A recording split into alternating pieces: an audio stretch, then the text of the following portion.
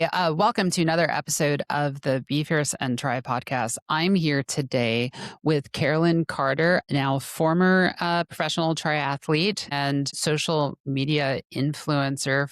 So, Carolyn, do you want to kind of introduce yourself? Tell us about yourself.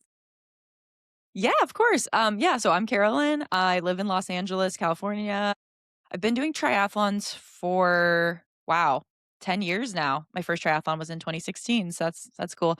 I earned my pro card in 2022, raced as a professional from the middle of 2022 to the end of 2025. Did not requalify, so still going to race, but just back as a age grouper.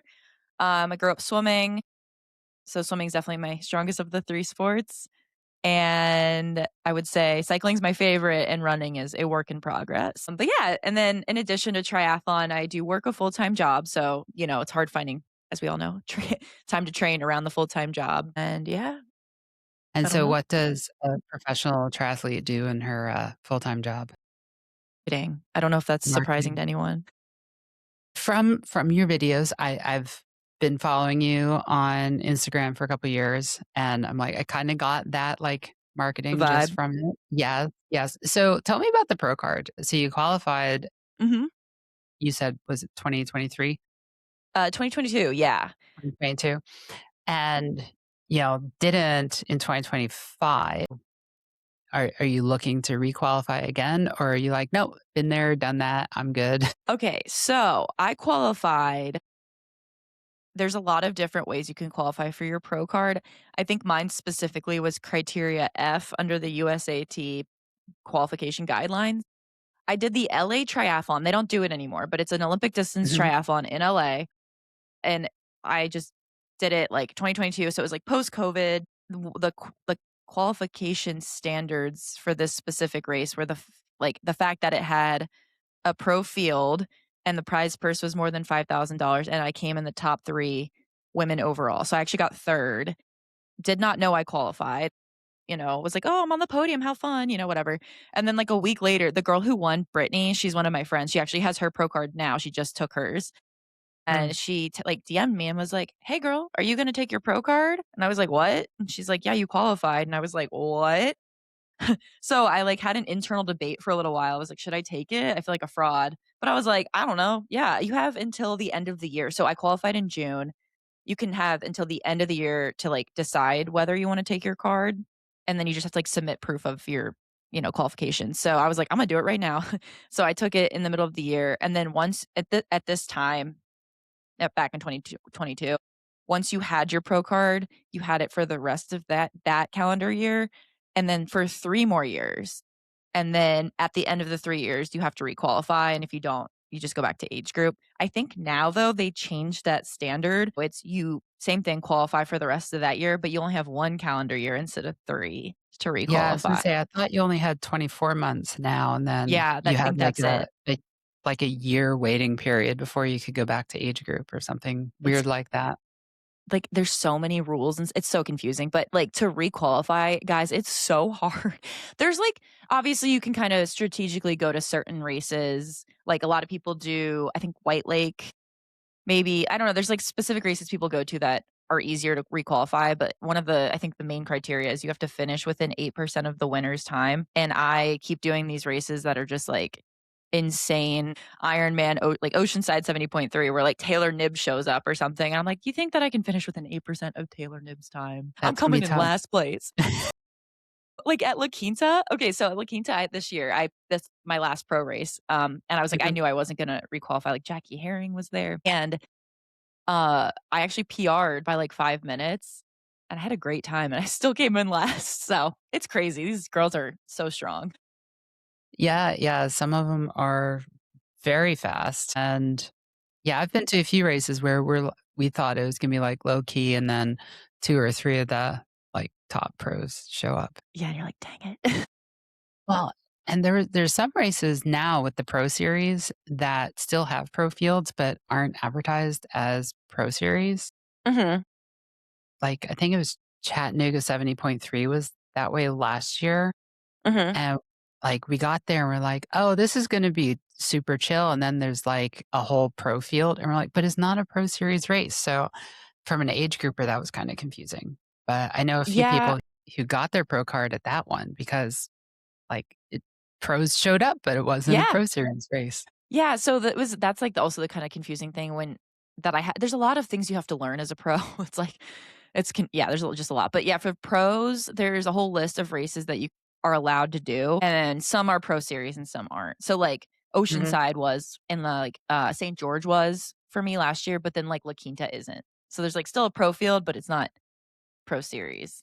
So, yeah, then you were like, "Oh, maybe not all the big pros will show up since it's not pro series," and then they do, and you're like, "Dang." And then there's ones that don't have so as a pro, correct me if I'm wrong, but you're not allowed to do the races that do not have a pro field.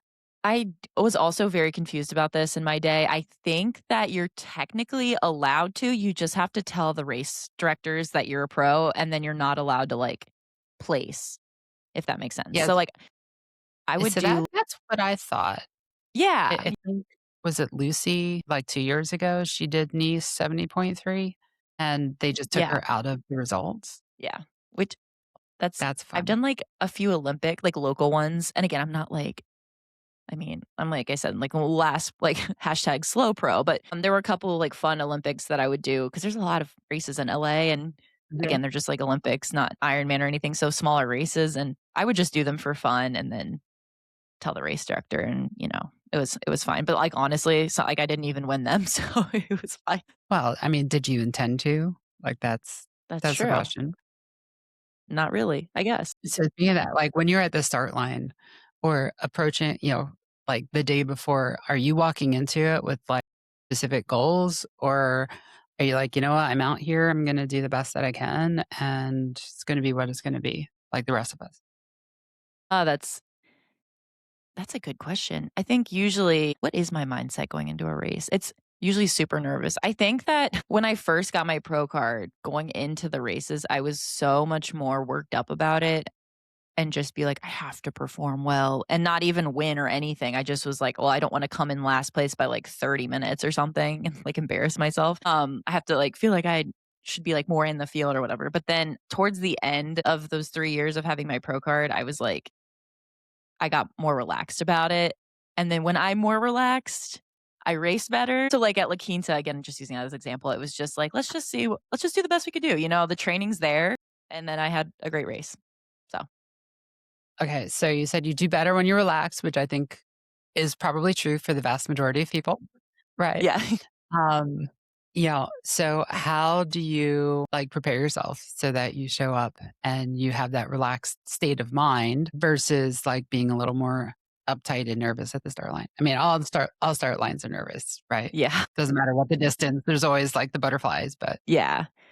I think God, that is such a good question. I don't even know how I do that. I guess I just tell myself, like, with La Quinta again, it's just like I have to tell myself before the race, like, the training is there, you've put the work in, and then, honestly, I just tell myself that this honestly, in the grand scheme of things, we're on this giant planet, on this floating rock in the middle of the solar system, it's just, like, your result doesn't matter, and in the beginning, it was kinda like, "Oh, I'll be embarrassed if I perform poorly because people are tracking me because I have such a big Instagram following." I'm like, "There's definitely people that are" but I'm also like, "Do any of those people really care?" I'm like, if they're sitting there, like if I have a bad race and they're, like, plotting my demise and they're like, "Haha, she really sucks." Like, I don't that's kinda weird.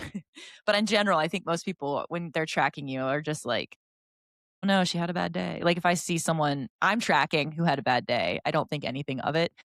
So, anyway, I just have to, like, think nobody cares about your results as much as you do, and just, like, get out there and have fun. So, that's kinda, like, the mindset for La Quinta. But again, yeah, you get to the start line and you're, like, so nervous.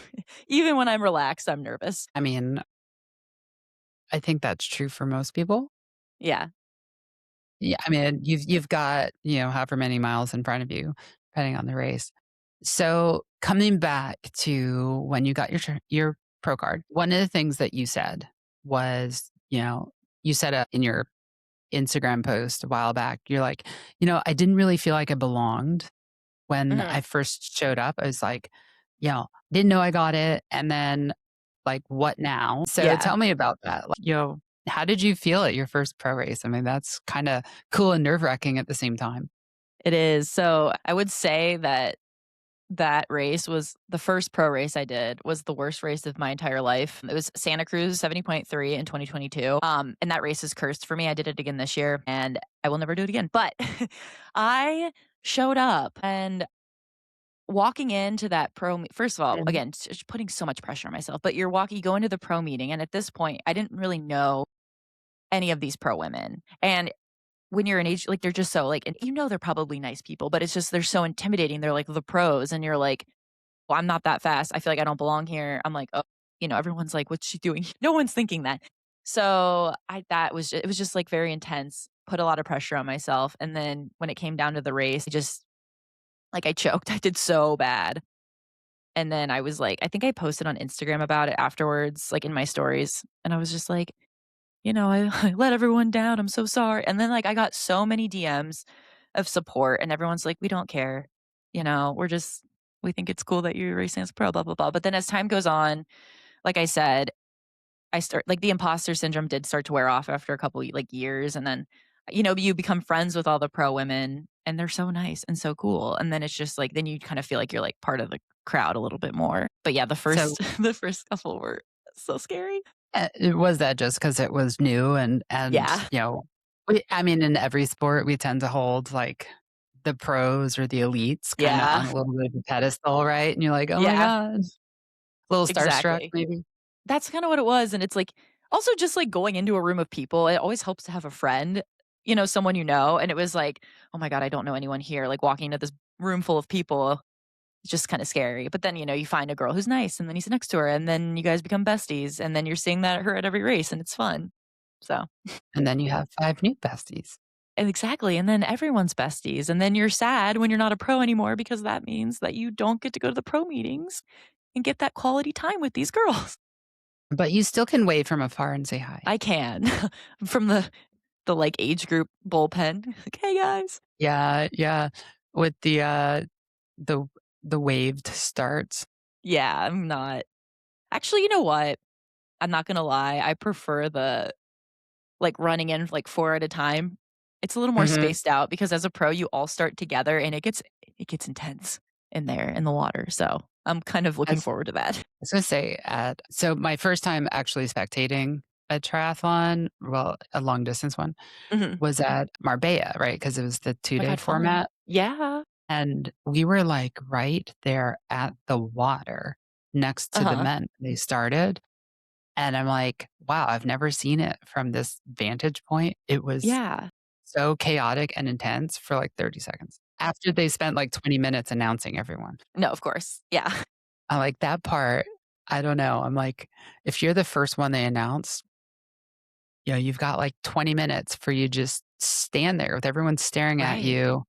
Um, this is what I was thinking was I'm like, "This guy is, like, standing there for, like, 20, 25 minutes while they announce everyone else, and everyone's just staring at his Yeah. mostly naked ass." Yeah. No, really, and you're like, yeah, it's intense. It is. Okay, so in training, like, you do a lot of videos making fun of triathlon, which I do. I love. I love.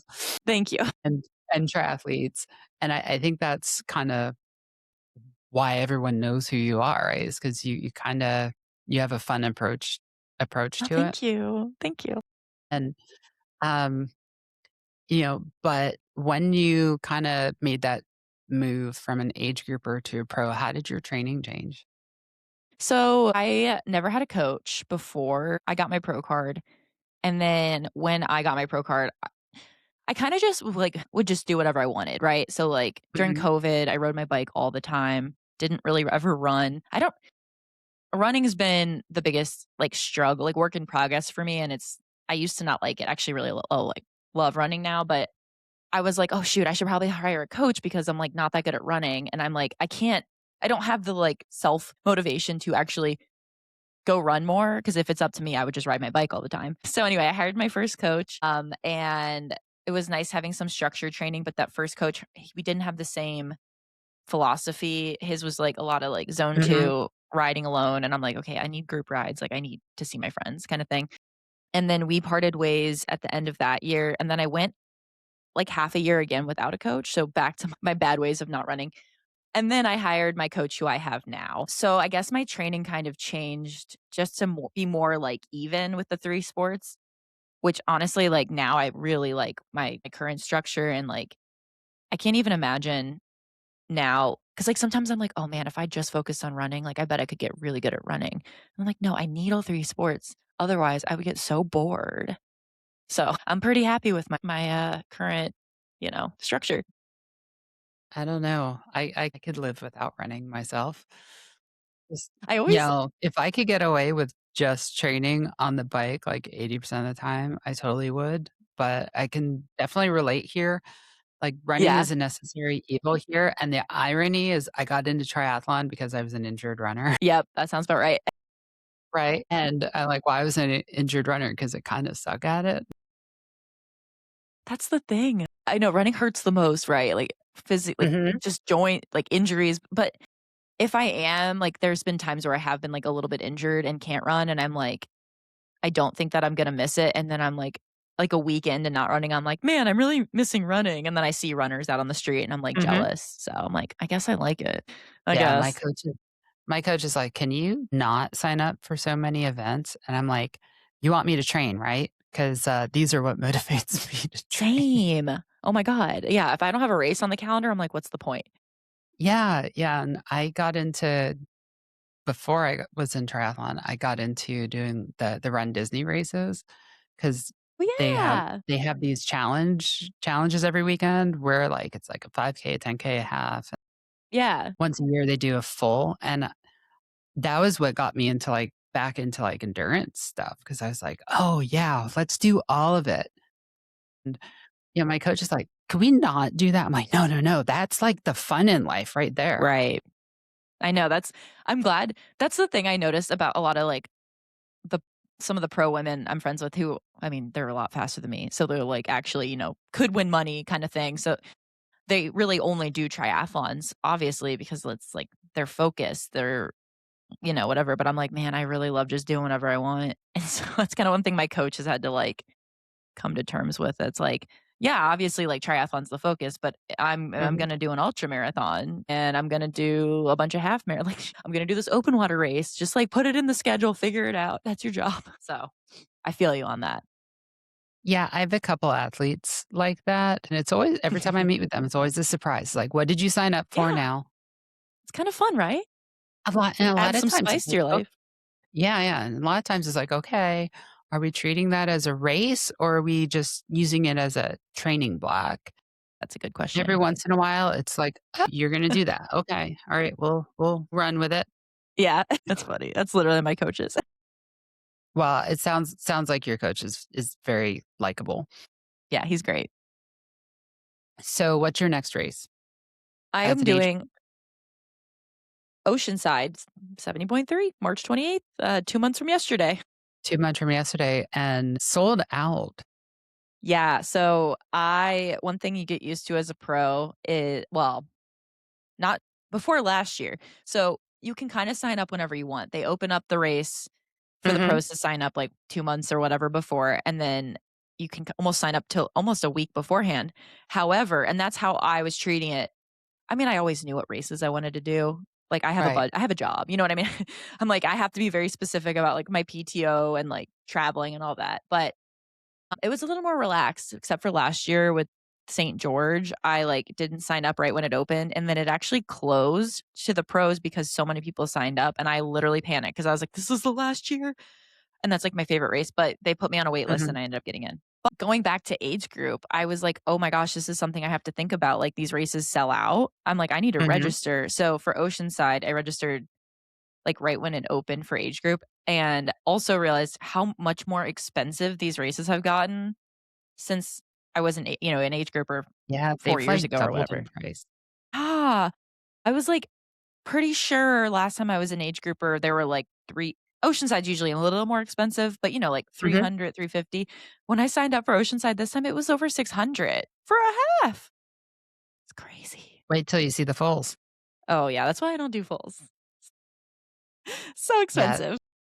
I'm one of the Ironman Foundation ambassadors, so I've kinda gotten used to being able to race whatever race I want, Yeah, that's so nice. and I called up Andrea the other day, I'm like, how's Oceanside sound? And she's like, we can put you on the wait list.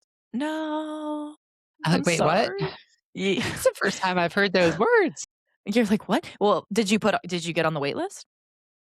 No, I decided. So I was planning to do Texas, but I had a hamstring surgery back in November after Wow. Marbella. Yeah, we got off the plane from Marbella and 2 days later had surgery. Oh my god. And so like 2 months of doing basically nothing. So now I'm like kind of getting back into it, building strength back Yeah. up, becoming less fluffy. And I was planning to do Texas. And I'm like, yeah, maybe we do Oceanside instead of Texas. Yeah. And she's like, can't do Oceanside. I'm like, all right, you know what? Dang. Jacksonville, and we'll just do Florida at the end of the year. Perfect. That's Yeah, yeah, yeah. I mean, I think a wait list is hard. That was the thing with St. George too, being on the wait list. I mean, I had a feeling I'd get in, but it's like, do I book the hotel? Like, you have to get flights, all this stuff, and it's so much admin if you don't even know if you're racing. Yeah, and flights get more expensive and they're not Yes. refundable. Yes, They that they is they true. they refund it to a travel credit. Yeah, exactly. That's my least favorite part of, like, last minute is just the Yeah. cost of everything. We had, a race where they're like, "Can you all come to Nashville next in a couple of weeks?" I'm like, "I guess so, but we're gonna drive." Yeah. Yeah, it's only a 12-hour drive, That's but it, that's it's nothing. Yeah. better than flying because flying is Yeah. like 600. It's like, It's so yeah, expensive. we'll do that." Yeah. So, I had a question for you. Yeah, So you developed a really big social media following I pretty did. quickly. It sounds like you're frustrated like the rest of us with Yes. it kinda plateauing off in the last couple of months. Mhm. I've talked to a number of people, like creators on Instagram, and like the story's the same with everyone. It's like it's just like plateauing, it's not growing. Yeah. But what made you decide to kind of focus on that, the social media aspect?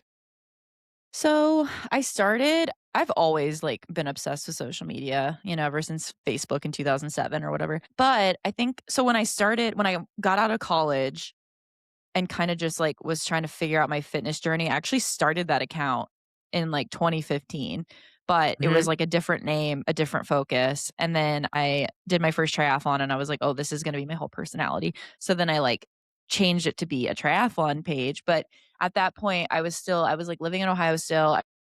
This is, like, 2017, 2018, and I wasn't really posting on it very much. Like, I would just do the classic, like the picture of your shoes with, like, an overlay from Map My Run, Mhm. like everyone was doing back then. And I so I remember wasn't those I was just days. yeah, those are great. Simple, simple days. But I just, like, didn't have a big following. It's just mostly, like, my friends who I asked to follow me.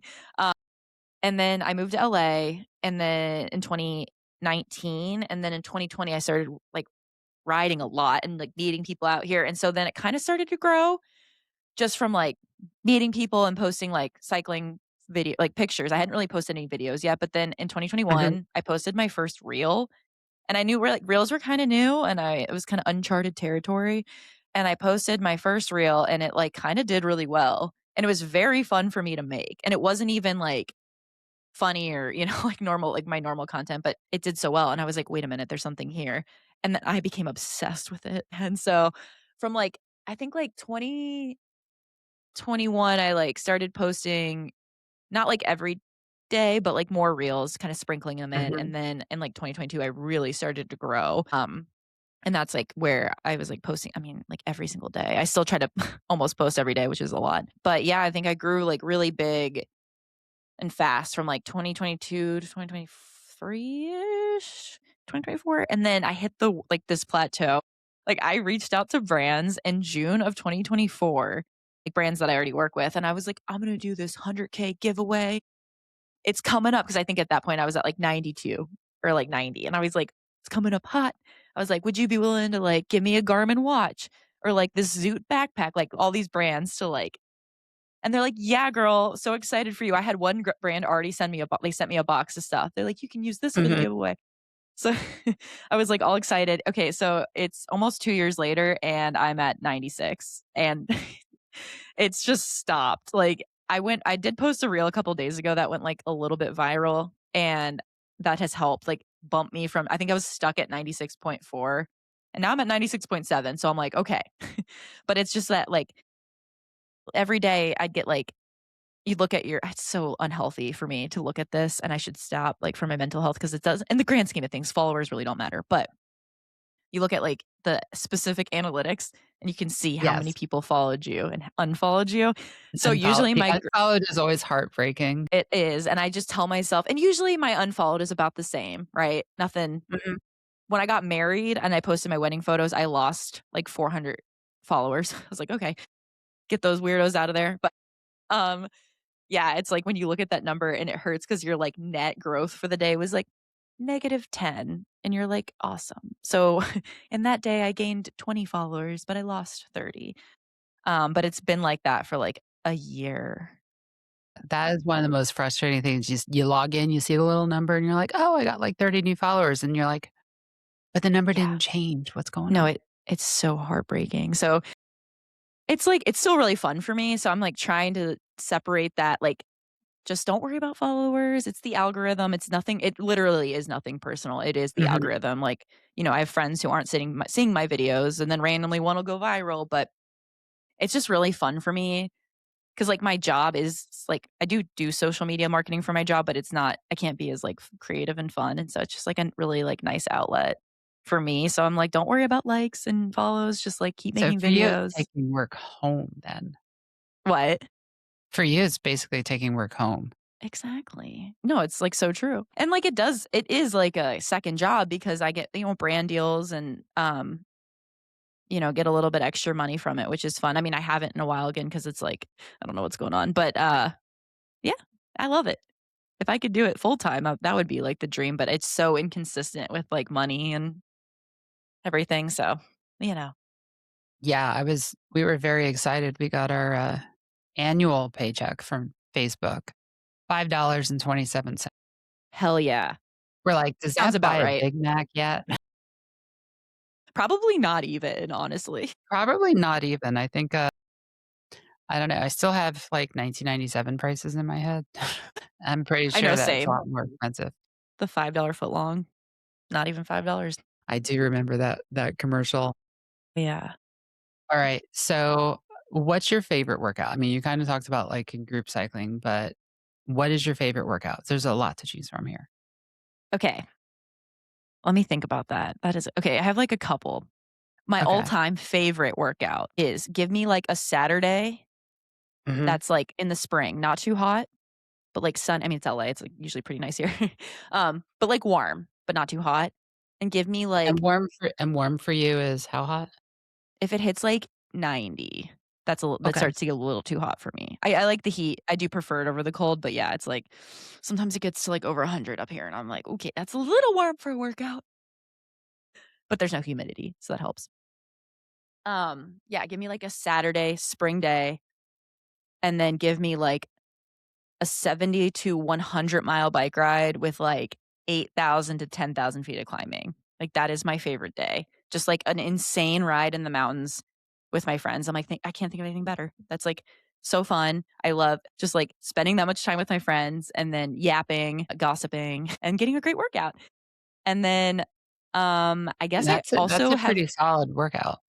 that is a solid workout, and I'm like, it's not Yeah. really tri specific, but I guess kind of, right? The long I mean, Saturday ride.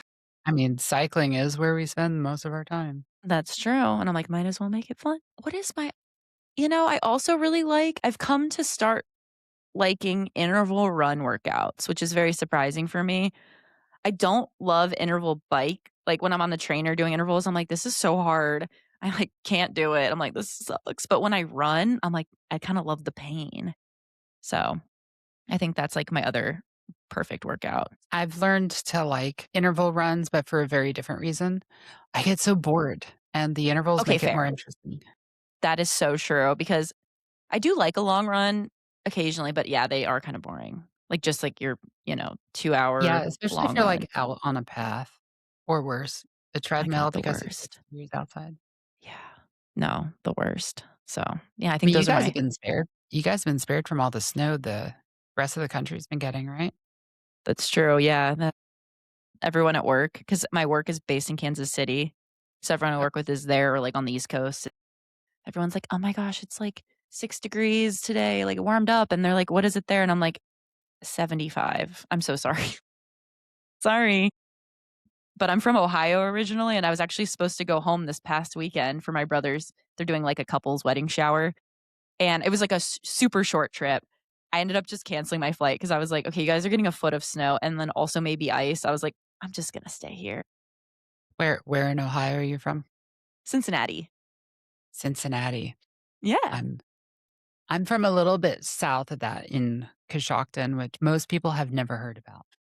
In Kentucky? No, it's in Ohio. It's in Ohio? South of Yeah, Cincinnati? yeah, you know where Zanesville is? Yeah. Oh, like, more in the middle. Mhm. Okay, I see. Oh my god, I didn't that's so cool. Yeah, like, we grew up with cornfields everywhere, Yeah. Yeah. and then more cornfields. Just corn as far as the eye could see. It's so funny, everyone in LA, all my friends are like they think that I, like, grew up on a cornfield, and I'm like, "I mean, I just grew up in, like, a subdivision outside of a city, I don't know." And the city was surrounded by cornfields. Yes. I was like, "I mean, you're not wrong." It Like, all if you comes back to yeah. cornfields. It's like, you just have to drive, like, 2 miles, and then there's a cornfield, so Right. it's inaccurate. Where Yeah. we just, like, walked across the street and there was a cornfield. Yeah. Although in fairness, I live in Pennsylvania now, and across the Yeah. street from me is a cornfield. Cornfield. Yeah. But Pennsylvania has, like, mountains, you know? We do, we do. I live in Southeast PA. Oh my god, lovely. Most people think that PA is flat, Yeah. and it is not flat. No. That is a bad misconception. Right. Now you go a little like half hour, 45 minutes south of us, and it goes really flat as you get into Maryland. Yeah. But Yeah. here we've got like between the foothills of the the foothills of the Poconos and the Poconos, which will humble most riders. And then we ride west into Lancaster, it's like Mhm. conceptually you're like, it's farm fields, it's flat. No, it is not flat. Yeah, I that's have never gotten so much elevation in such a short period of time, not being in a mountain as I have in Lancaster. It's crazy. it's deceiving. Do you know one of my friends who lives here is from Lancaster, and she goes back you guys say it Lancaster Lan Lancaster. I can't say it the right way that you guys say it. I say Lancaster, and, like, that's not right. But Rebecca Younginger, she's a pro. Do you know her? Okay. I've heard of her. She's from Lancaster. Yeah. Yeah, she's from there. She always goes home, though, and I'm like she was home for Christmas and was like I think she brought her bike, but I don't think she got, like, any rides in because it was so cold. No, not around here at Christmas, and Yeah. it was not a white Christmas, but it was a Sad. really, really cold one. Yeah, that's if it's gonna be cold, it might as well be snowy, you know? Yeah, we do there's a group of us who do a century on, New Year's Day, Uh-huh. and it was cold and rainy. We only made it 75 miles. Well, that's pretty good, though. For cold and rainy, most people wouldn't make it It that was far. cold and rainy and, like, 11. Yeah, It's that's like you're sad. out there with, like, 3 pairs of leggings on, like, 4 jackets and 2 Yeah. pairs of gloves, Yep. and the thing that makes your ride end early is because you only have, like, 2 pairs of socks on. Yeah. You're like, "I needed a Your 3rd." toes, they get so cold. Yeah, that's true. That I used to ride, like, in Ohio, as long as it wasn't snowing, obviously. If it was above, like, 25, I'd be like, "It's a beautiful day, I'm gonna ride outside." And Yeah. nothing is colder than being cold on a bike. No, Nothing. Like, no. it's just it's like a next level of And cold. once you get cold, you never warm back You're up. done. You really Yeah. don't. Yeah, especially when your feet get cold, game over. Yeah, yeah, I've been in a few races where, like, it's beautiful at the start, and then you get, like, halfway through, the weather changes at what was it?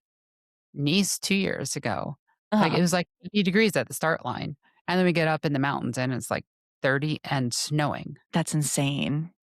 That's It was insane.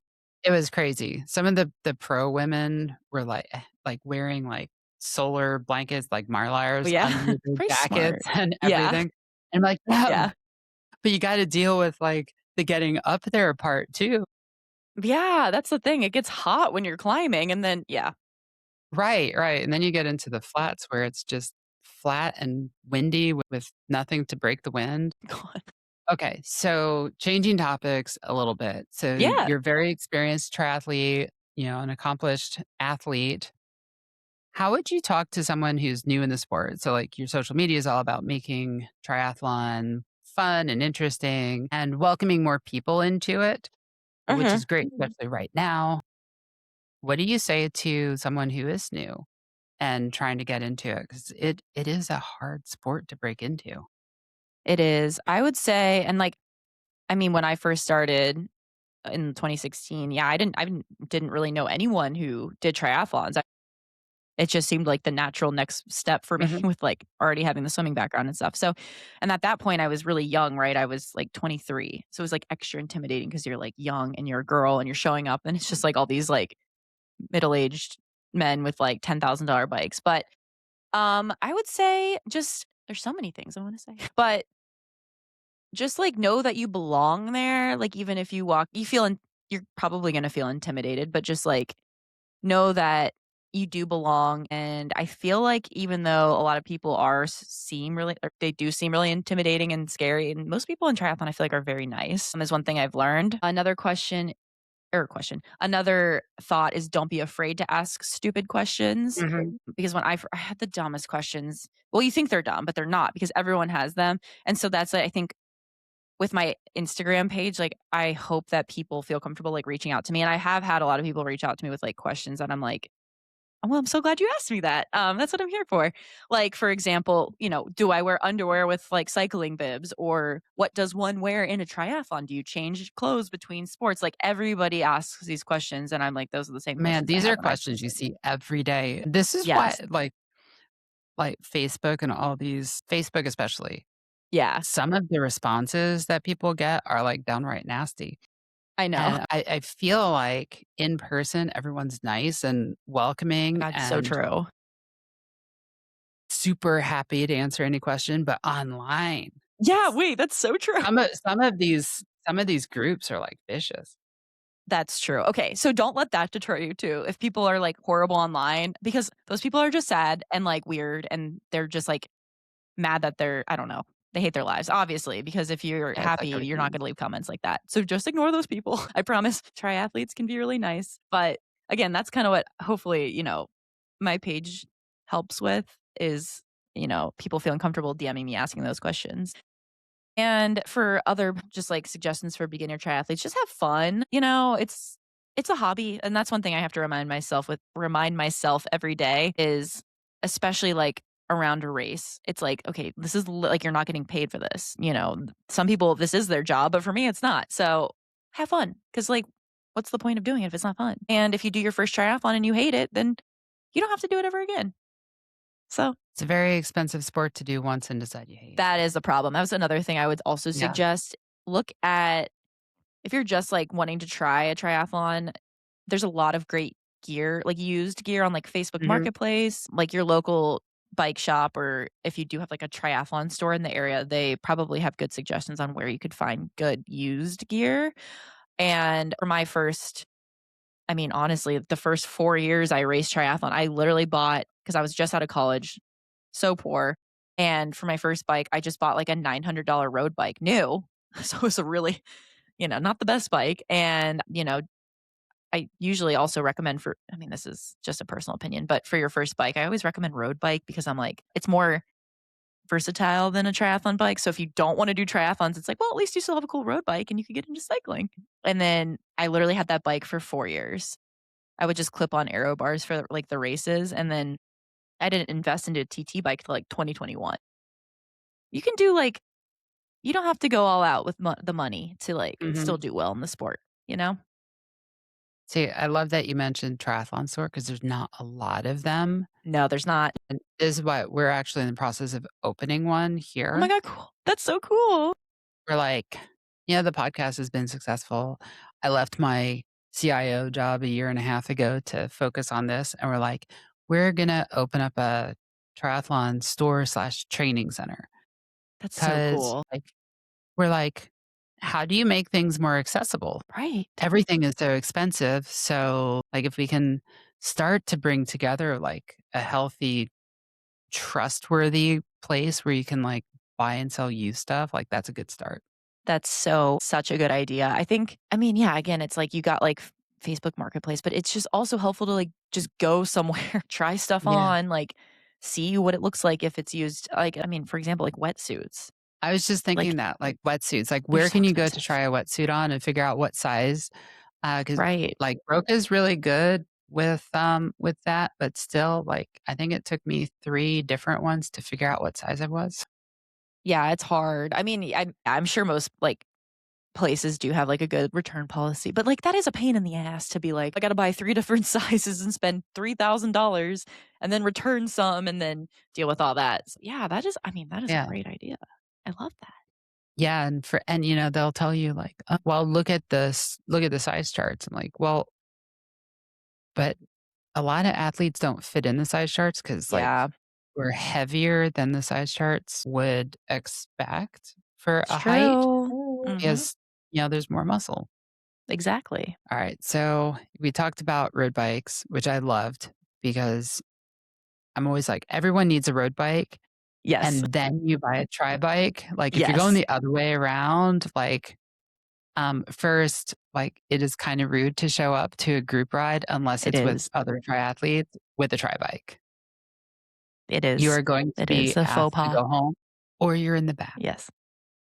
Yes. This is true. Yeah, I don't I I think so, feel yeah, like I had we've the been clip-on aero guilty of it. bars. I remember when I lived in Cincinnati and I rode alone a lot, like, just Mhm. on the bike path, and I had the clip-on aero bars, which obviously come off, but, like, most of the time I just left them on because I was like, I don't know how to take these on and off." But I remember I went to a group ride. I think I was, like, maybe one of my first, like, I met this girl, we became friends, and I was like, "Oh, now I have cycling Mhm. friends," and I show up to this group ride, and this guy, he was, like, the ride leader, and he was such an asshole to me about the aero bars, and he's like, "Don't get in those when you're," I don't know, he was just like, he didn't say it nicely, and I also didn't really know that you weren't supposed to show up to group rides without them or, like, with no aero bars, and I was like, Really? "That's He was fine," rude but just for clip-on I mean, I don't know. I think clip-on aero bars are okay. I agree, and so, like, that was kinda shocking that he was such a jerk about it, and, like, that is the thing, though, yeah, TT bikes obviously have aero bars, but they are more, I think, unstable than a road bike, but I remember, like, now I do, like, the same group ride every Saturday, it's, like, a huge group ride in LA, hundreds of people show up, and if anyone shows up, like, occasionally someone will show up with a TT bike, and everyone's like, like, "Oh my god, who is that? Get him out of the group." Yeah, there's a group of us that ride, and I'm usually on my road bike, but, being most primarily a triathlete, they're like, "Let her go ahead until Yeah. the first hill, and then we're all gonna pass her." And then as soon as we get to the top of the hill, I'm, like, bombing down the other side of it. Yeah. So it's like this Yeah, big I mean, yo. that's right. But yeah, I mean, you make a good point too. Like if you're riding with other triathletes, like I'll go to the west side and ride with like my triathlon friends, Mhm. and most of us ride road bikes, but it's like, okay, if someone's on their TT bike, none of us are like, no one cares, you know? Yeah, versus, like, the larger group you were talking about. We have one similar to that Yeah. here. Yeah. They can get really I think for newer cyclists or people new to the area, it can be really intimidating because 'cause they're like, Yeah. "Don't join this ride if you can't do this at this wattage, da da da da da." I'm like, "Whatever." Yeah. That's how the ride that I do, there's 3 different time, like 7:30, Mhm, 7:45, and 8, and each one's faster. So I do the 8, which is the fastest, and it's like, the guides from like Legion show up. Like it's fast. But, mhm. like, it's definitely the thing is if, like, you're not experienced or new, usually you get dropped, so but, like, part of it's, like, sometimes you don't want the, like, new people there because 'cause you're like, "Okay, you don't crash out the group." There's, like, 150 Mhm. people. I'm like, if they don't have good bike handling skills, that's scary, but it's a fun That ride. that is always questionable in large groups, right? Yeah, it All is. it You don't takes know. is one person. Yes, and you don't know there's 150 people, I don't know all of them, so I just try to stick on, like, wheels of people I do know and, like, around people because 'cause I'm like, "I don't trust Yeah, anyone." there have been a few groups where I've dropped myself because after, like, 20 miles, I'm like, "This is not a safe group to ride with." No, I've totally done that too, and that is the right move. If you're feeling unsafe, just it's fine, just pull it back and Yep. Yep. ride alone, no big deal. Yeah, I'm like "This dude is on my wheel, and I don't trust him." Yeah, exactly. Sometimes the Yeah, vibes are off. sometimes the vibes are off. Okay, so in your as an age grouper, How do you define success now? Ooh, I've been kind of wondering that. I guess Well, now's a great time to think about it. I know, right? That is I mean, ultimately, not just defining success, but yeah, I mean, ultimately, it would be really awesome to requalify for my pro card. I don't know if I ever will, and it's fine if I don't. But I mean, for me, I think success is just like I'd love to just continue to get faster. Mhm. I'm not really focused on like I don't know, it'd be cool to qualify for like worlds and go to worlds or like stuff like that. But I think for me, it's just like focusing on my own personal I times. have a whole soapbox on the current qualification system. I It's don't know, insane. that's a whole No, I different know, I know, it's conversation. insane. It's like, I don't know, it's if you're a woman right now, you need to win the Yeah. race or you're not I going. know, it's crazy. So that's kinda what I'm thinking because 'cause I'm like, I mean, the chances are and I don't do fulls, like, so I'm not like Kona's not really on the docket for me, Oh, but, but like, Kona is so much fun. I know, maybe one day I'll do a full again. It's just so much training, and it's so expensive, but It is. yeah, that's the thing. I was like, maybe, like, back before I was a pro, I feel like I don't remember if I think I did qualify or I don't know, but I didn't go for some reason. But anyway, I'm like, that was kind of the goal before, but now I'm like, okay, yeah, it's really hard now. So now I'm just gonna be like, I just want a PR. That's the goal. That's how I define success, I guess. I know, I would say, like, between the 70.3 worlds and Kona, Mhm. like, Kona is so much more fun. Well, I am not Just, surprised. like, the whole vibe, the everything, it's so much different. I feel like I would at least go to spectate. Like I have a lot of friends that go and just like Mhm. watch. And I'm like, that'd be fun. I would do that. And it's a But relatively short flight for you. it's pretty not far, like 5 hours or so. Just pop on over. Yeah. I have an additional 6 on top of that. Yeah, that's insane. And then the time difference is like you kind of forget how insane it is. Like, I went to Hawaii just for fun once. I was already living in LA, but it was so funny because my friend I went with, she was from Ohio, and she Mhm. would be up at like 3 AM. Like, you'd go out on the street to get coffee at like 6, and every person was out and about because everyone's on like US time, like, you know, contiguous US time. Like, oh, Yeah. everyone's bright and early. Yeah, and at, like, 7 o'clock PM there, it's dead Everyone's asleep. because everyone is like, "But it's 2 AM at home." Yeah. It's crazy to think about, but yeah. Yeah, this past year, my new husband, it was his first time, uh, in Hawaii, and I went out a week and a half before he did. Uh huh. So, it was his first time flying that distance on his own. It was his first time with a layover, period. How did he do?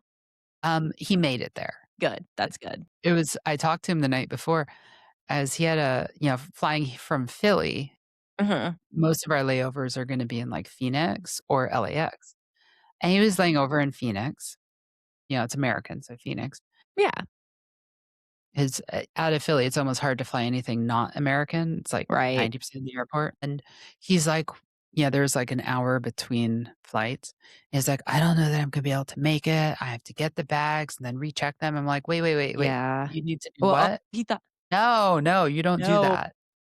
No, you go from your flight to the next flight. The bags will follow you." Yeah, they will get there on their own, don't worry about that. Right, That's so right. funny. Oh my god, Trust thank god he said that. I Then you know, could I tell him. know. He would have S definitely missed the I flight if he Right, I'm like and in my head, I'm like, essentially traveled for a living in my last job, and right. I was like, "Oh, he's never had a layover before." So funny. That was yeah, that was such a strange thing, but no, I hate traveling with the bike. It's Me so too. stressful. It's I just so don't. stressful.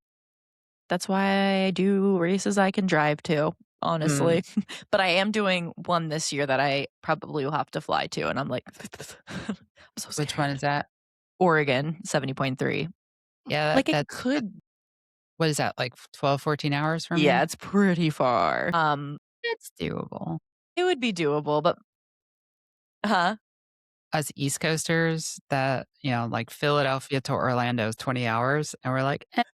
Yeah, no, that's insane. I'm doing, like, Oregon, and then my in-laws are coming my brother-in-law is doing it too. He races triathlons, and so we're all gonna do, like, a big road trip after where we do, like, Oregon and Northern California, and I'm like, Nice. "What do I do with the bike?" Because 'Cause I'm like, "If I fly Get a with the bike bike, ride. then I have this giant bike box, and then it's, like, trying to fit everyone and all our stuff in, like, a rental car to, like, do this road trip." So I'm, like, trying to figure that out. A I mean, you could logistical just nightmare. Benchboard it to the roof. That's true. Or if I or I mean, if I drove, then I'd have my car, and that would make everything easier, but that is a long ass. That is a long ass drive. But I mean, there's nothing like a good road trip. I do like driving, my husband does not, but I'm like, "He could fly and meet me there," but that's a long I've drive by yourself. done that before. We got married at Disney last year. Oh my god. So he so we got married in front of the castle, but the dress, I had walked in, I said to them, I'm like, "Getting married in front of the castle, I need a dress that's, like, up to the Yeah, task." of And so course. the dress was huge. But yeah, Well, good. we drive a Rivian, so it's a big SUV, Oh, right? I love a Rivian. Okay, Me too, especially with the triathlon. Oh, so much they're space. so good. Yeah, And anyways, so he flew down with my kids. So and you I drove road with the trip dress? I drove with the dress, but it got better because I had no commitments and no one was there with me. I kept driving down to Tampa. We did a podcast at Ironman headquarters Oh my and everything. god. This was fantastic. I need to road trip by myself more. Except it was Honestly, horrible. yeah, I was gonna say, it is kinda nice to be like, "Oh, I can do" it's like free will, I can do whatever I want, but then yeah, that is a long I'm But like, I could then fall asleep like at the wheel. 1,200 miles by yourself is Yeah, a lot of miles by yourself. that's true, that's true. Yeah. All right. Anyways, all right. I got a few quickies for you. What Alright. is one piece of gear that you can't live without? And your bike and your shoes don't count. I would have to say my Garmin watch. I'm obsessed. Your Garmin. Okay. Yeah. So can you run without it? No. No, really? I've never even tried. I mean, I'm sure there I mean, before I when I was started running, I didn't have a Garmin watch yet, so I would just use, like, Map My Run or something, but, like, now I'm So no very RPE for reliant on you. it. Yeah, exactly. Okay. When things get hard, although you said you don't like fulls, but when things get really hard, how do you get through them? Boy, well, I have done 2 fulls. Mhm. I think that honestly for the fulls, to get through them, I said, "Okay, I spent so much money on this, like, you have to finish." But I think usually, like this is so I feel like cliche, but I always tell myself pain is temporary, you know? Like, I think like, at La Quinta, I had a good run, but around mile 8, I was like, "Oh my god, like, this is really starting to hurt." But then it's just, like, you're gonna cross the finish line in, like, whatever, 40 minutes or whatever, and then you're done. And then that's it. And then you can look back on this and be like, "Wow, you ran really fast." So, just like yeah. I mean, pain is temporary as long as it's not like an actual injury, don't ignore that. There is a difference between Yeah. discomfort and Yes. Comfort, not I have to pain, I repeat that guess. to my athletes pretty regularly. There Yes. is a discomfort is okay, pain is bad. Pain is always I guess bad. I should have clarified. Discomfort is temporary. I understood what you meant. You know I what I think I meant, read yeah. that bumper sticker somewhere too. Yeah, right. Pain is temporary, shut up legs. Yeah. All right, we talked about your favorite workout. What's your least favorite? Boy. Oh my gosh, that's a good question. There's not too many that I dislike. I feel like probably just intervals on the trainer. I do I don't really mind riding the trainer. I do like riding Zwift, but there's something about being inside my own home that makes it so hard for me to get a good workout. I don't know if that makes sense. I can't do it. I'm just like, "Oh, the bed's right there." I don't know. Oh, I don't know. I'm totally with you though. I find on a trainer, I have a harder time putting power out, and on So a hard. treadmill, my paces are always slower. No, same. Like when I do intervals outside, I'm like nailing them. I'm going fast, like harder. The power, it's great. But yeah, if I try to do them on the trainer, I just ugh, can't get it Yeah, up. Like get last the heart year, rate up and yeah. based on what I was doing on the trainer, my coach was off on my bike at Chattanooga by over an hour. Oh my God. Well, I Well, mean, I worked remember out. telling him, I'm like, "You're wrong." And of course, with Yeah. the swim being canceled at Chatty last year, I was at the start line like, "We're gonna show him." Yeah. Amen. Right? Right? It's like, "No, you're wrong." And I PR'd. Yeah, I PR'd that one by a good bit. Good. My new coach looked at that and she's like, "Can you do that, but in a full?" Like, sure. Like, I don't know. I don't know. Yes, my full is like 15% longer than double, I guess. But I think that's pretty Well, normal. yeah. Yeah, that sounds about right. That's pretty good. Yes, you get there and you get in that spot around like mile 60 and you're like, "I hate this." Yeah, that is true. That lasts for like a half hour and then you're like, "The finish line And then is it comes closer than the back. start line." Yeah. Yeah. It's so Yeah. true. Yeah. Every For race, me, it's there's a like, point. yeah, yeah. Every race there's a point and it's when like mentally you flip to, "Oh my God, this sucks," to the finish line is closer than the start. Yes. That is so true. That happens literally every race, and it's always on the bike. And I'm like, Oh, yeah. that happened at Unless La it's a marathon. Quinta. Unless Yeah. it's a standalone marathon. Then there's, like, a point around, like, mile 18 where you're like, "I hate life," and around mile 20, you're like, it's okay, we know how to do 10K." Yeah. Although, oh man, that's hard though. It's like mile 20, you're like, oh, it's just a 10K. And you're like, okay, actually a 10K is kind of long. Marathons are so hard. Marathon is my favorite distance because it's hard. That's true. I've done 4 like standalone marathons now, and the first 3 I was like, "Oh my god." But then this I did my most recent one last year, did the LA marathon. And, the first time I'd done a marathon with a coach and stuff, and I actually did really well. And I remember like the miles were sliding by like suspiciously. I was holding a great pace, but I was like, this is Mhm. suspiciously fast. Like the time's going by. I mean, I did kind of die around mile 20, but I kept it going. PR by like I mean, 30 minutes. come on, everyone kinda dies around mile 20. That's true. That is so true. I The think that's question is, par for like, the how course. quickly can you pick yourself back up? Exactly. That's true. Yeah, I did a San Francisco marathon a few years ago, and Mhm. I was prepared for the hills. Yeah. I wasn't prepared for the wind going across the bridge. Yeah, that's gnarly. Yeah, I was on the bridge as the sun was, like, just starting to come up, Yeah. and it was like the windiest I think I've ever experienced going in both directions. Because I was like, "No, no, no, if it's a headwind in one direction, it'll be a tailwind the other way." No, no, no, it's a headwind in both directions, Yeah, exactly. of course. Okay, so you're at the start line. We talked about the nerves, but how do you calm them? I talk too much. I think that's a yap with other people, and I feel like hopefully that doesn't annoy them, but I I feel don't like know. I that's think the talking women's distracts me. start group to start with. I feel like though, I always get so nervous, but like as soon as I start the swim, I'm like it kind of goes like if you just go, I know when I hit that water, it's gonna go away. I hate that. I hate that feeling though. Like the anticipation, like in transition and then at the start, it's just ugh. But again, I know once I start swimming, I'm like, I calm down and then everything's fine. Mhm. Yeah. So, how did you decide what distances you wanted to race? You said you don't like doing fulls. Did you decide you So didn't like fulls before you did one or after you did one? after.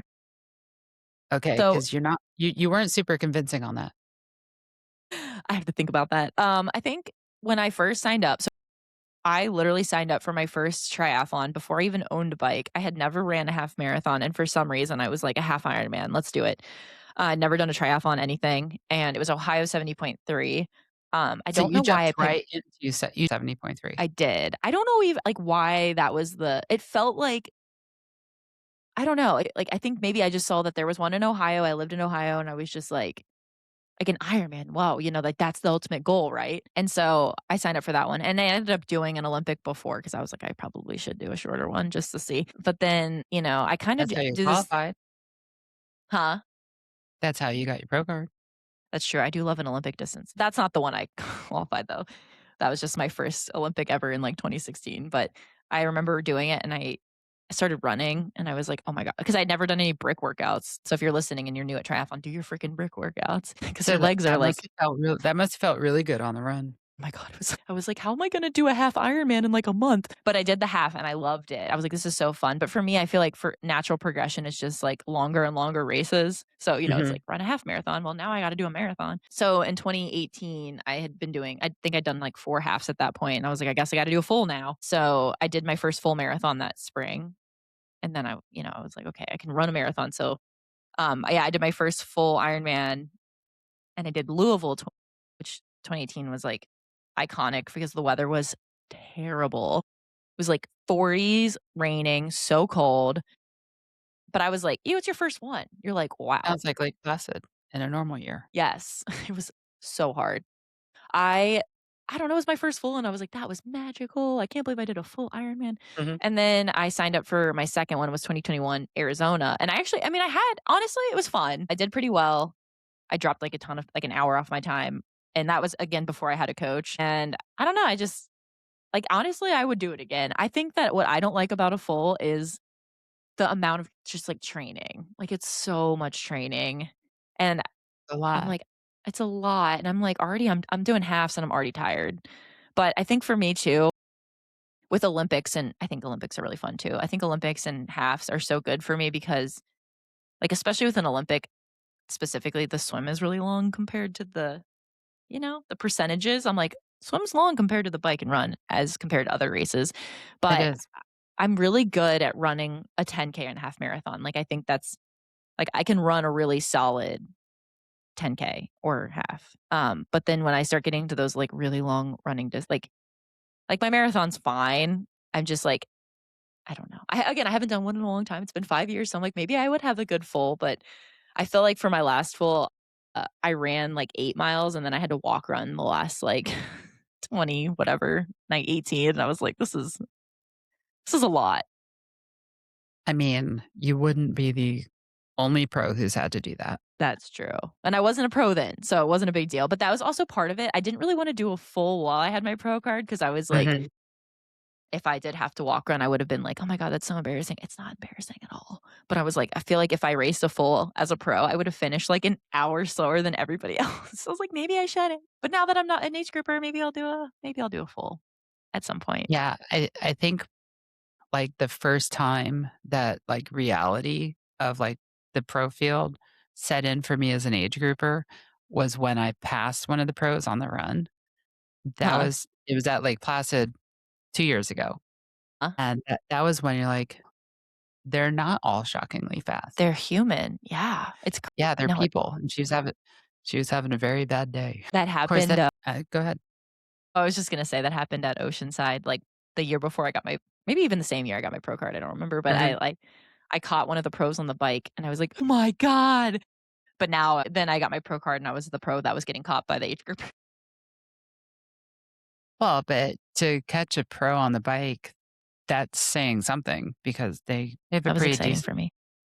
they have a pretty decent advantage from just they their start times versus you. That's true. That is true. Yeah, no, of course, then I did Texas last year, and Mhm. aside from that horrible swim, Taylor passed me on her second loop, and, like, I'm pretty fast on the bike, Yeah. and she Yeah.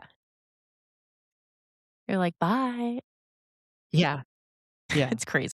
That's pretty cool, though. I would, like, fangirl if she passed me, I'd be like, "Oh." Yeah, my husband was at the he was took one of the videos that was all over the place of Well, that's Kat cool. passing her on the run. Uh-huh. He was, like, right there when Kat passed her, and I'm like, "I thought you were supposed to be spectating your wife." He's just capturing viral moments. He's just capturing viral moments. Okay, um, so what is the one thing that you would say to someone coming into the sport new? The biggest thing, probably cliche too, but just have fun. I mean, like I said, for most of us, this is a hobby, so I honestly know very few people who this is not a hobby for. that's true. I mean, same. Right. We have gone through my list of questions, so I Great. feel like I've been just, This like, was good. peppering them off with Yeah, some this was great. well, Carolyn, thank you for joining us, and Of thank you course. for, putting up with my many questions. Oh my god, of course, this was very fun. Yeah, it was great having you on, and, I look forward to hopefully having you on again in the future. Well, So yeah, we'll I would see. be honored. For our listeners, if you enjoyed this, please like and subscribe and download on your favorite podcast platform. We're all over the place. And with that, we'll see you next time.